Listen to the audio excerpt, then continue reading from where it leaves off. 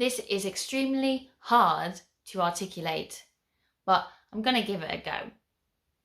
I'm not sure you're aware what I go through before, during, and after many, if not most, of my social interactions. It might be likely that my directness here will scare you away. That's fine. In brackets, is that the plan? I hope instead you'll understand more and we'll keep connecting in meaningful ways. In my experience, the exposure is worth the risk. Biting. I'm prepared. There's a chance you'll empathize. There's a chance that you'll value what I do each day, what I manage to pass through. Maybe the information will be helpful, relatable. I'll always take the chance if I can. It's pretty astounding, considering. Exhausting. This way we can build new, exciting, fulfilling ways of communicating, which prioritize a mixture of needs and people. I'm trying to establish stable foundations, and I'm glad I choose to be myself so much, despite the consequences, despite the fact it makes me feel petrified. Before I climb a steep mountain of anxiety which feels insurmountable. It feels sludgy, dark and thick around my knees. I hold on to rope, faith, and pull myself forward, slowly. It's time to face the fear each day. Then I can level it all out and self-soothe. There's a lot I do to help myself into the transition, like dancing, humming, talking to myself, singing, and many other tools built for self-regulation. They help to restabilize me. It energizes me. So my world stops leaking, bleeding out, yelling, disintegrating, so it stops seeping out everywhere. As I push back, I plug the leakages with my sounds and movements. It turns the surrounding spittingly hot liquid anxiety that was dripping down the walls into more of a solid. I press against it. It's firm, reassuring. At least now it feels like everything is holding steady. I can do this. I got this.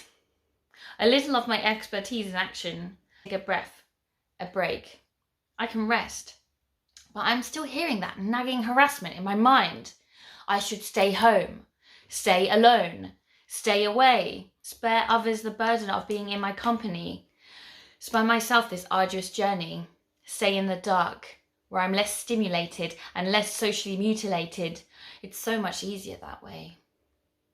But just as powerfully, I love being with you, old, kind friend. You're so thoughtful, inspirational. I love meeting you, talking to you, learning from you, feeling connected, feeling loved, actively, actually loved, activated. Together I light up and start streaming live. It's what keeps me sane. It's what I live for. Contending with these conflicts, contradictions, paradoxes, decisions, they tear at me. Still, I reassure myself it will be okay. And if not, then I can make it through that too. I can cope with catastrophe. I'm much tougher than I look, than I feel. I'm hard as nails, really. I know it's all worth the attacking, sharp, stabbing feelings that I'll go through for your company. Veterans, let's appreciate everything we've done to be together, to get through all the noise. Let's not waste time. Let's focus on directly celebrating each other. Love is powerful enough to pull us through. As you know, it can survive anything. This is all a part of why it's so heartbreaking when people are really mean. What a waste!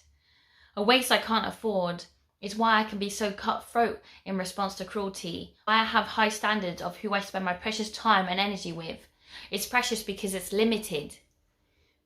During. I can make it work really well. Apparently others often really enjoy hanging out. And apparently I'm funny. Like, amusing, haha. I really love it being with others. The new memories make me, and I don't think they notice my internal struggles nearly as much as I do. Not at all. I'm thankful.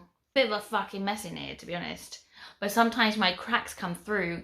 There are clear glimpses of my suffering, my internal thrashings. And it feels like it's a challenge for me to make the right facial expressions, tones of voices. I can't read yours, misinterpretations. I don't have the means to communicate fully, not in socially correct ways anyway. These are all things I have to put effort into. As I feel I misspeak and misface, I put more effort in to make it more obvious what I'm trying to say. My exertion means I become overly expressive, intensive, as I'm trying to communicate and accurately hear your meanings. Concerned, my overly obvious facial expressions and tones can seem comical, silly, oddities, confusing, or like I'm taking the mick, but I'm just trying to communicate effectively, as clearly as I can. What to do? What to do? I don't know. Maybe I'll look at the floor. Do I explain? Do I let you know what's going on for me? I'm not sure. More awkward, random particularities, error, erasure, malfunctioning, probabilities, but those are also my favourite moments, where we bond over collapsing social abilities, amusing, chuckling, lying in a pool of our own miscommunications. This is great! It feels awesome, stretching and revelling in our own social blasphemies. These new sites allow us to ignore, to make a mockery of social norms, and I'm so grateful for your company. You've probably heard of autistic masking. The name's a shame, as it misrepresents its meaning. It does not mean we are two-faced. It's much more complicated and nuanced. I can't really pin it down. Another word for it is camouflaging. It's a survival technique many of us learn as small children. Everyone does it to a degree, but it's much harder to do and more energy consuming for many autistic people. We are expected, required to do it. Forced into it by our culture's hard rules. I don't remember ever having a choice. And it takes away a large percentage of my mental and physical energy, an often subconscious way to seem more neurotypical, digestible, less visibly autistic, to reduce the risk of social isolation, potential harm, ableism. It can be so dangerous to be different, outside the norm. That's a fact. Don't bother believing me, just look at all the stats. When I reveal my awkward, autistic notes, my ways of being, it's a risk. It's a privilege. I'm making a gamble that I can trust you again and again, that it's worth a try. I'm going to keep trying, even if it kills me. And I hope you feel that too, that strong faith I'm putting in you. I'm making a loving calculation that we can exist together peacefully. Do you appreciate seeing this vulnerability? Or does it make you uncomfortable too? There's room for both, of course, simultaneously. Sometimes I can't camouflage because I don't have the energy for it. It can happen when I'm so tired I can't tell what's going on anymore. Should autistic people always decamouflage? No. Well, it's complicated, subjective, in accordance with each situation. Camouflage steals a lot from my energy source, yet it gives me more stability, safety, more acceptance. Being myself, if I can even call it that, it's like disclosing my secrets, in brackets, not that I have any. It's like revealing my soft spots, revealing my wounds. Camouflage gives you privileges that are important in life, like when I hit the marks in interviews, or when I make my companions feel more at ease by following what is usual, expected and rewarded. In standard professional situations, I can do it. I can suck out all of this authenticity. It's expected, predestined, predetermined. Of course, I shouldn't care necessarily. Wish I didn't give a fuck, to be honest, and that it wouldn't be a problem in any way. But I hope I'm explaining why it's not a simple equation. When I've decamouflaged, I've already been so badly bullied that I just can't take much more of it. I'm not built for it. So, it's a hard call. I know there are more ways of socializing that will work better with my needs, and I'm super excited about it. I'm ready! Give it to me! Please.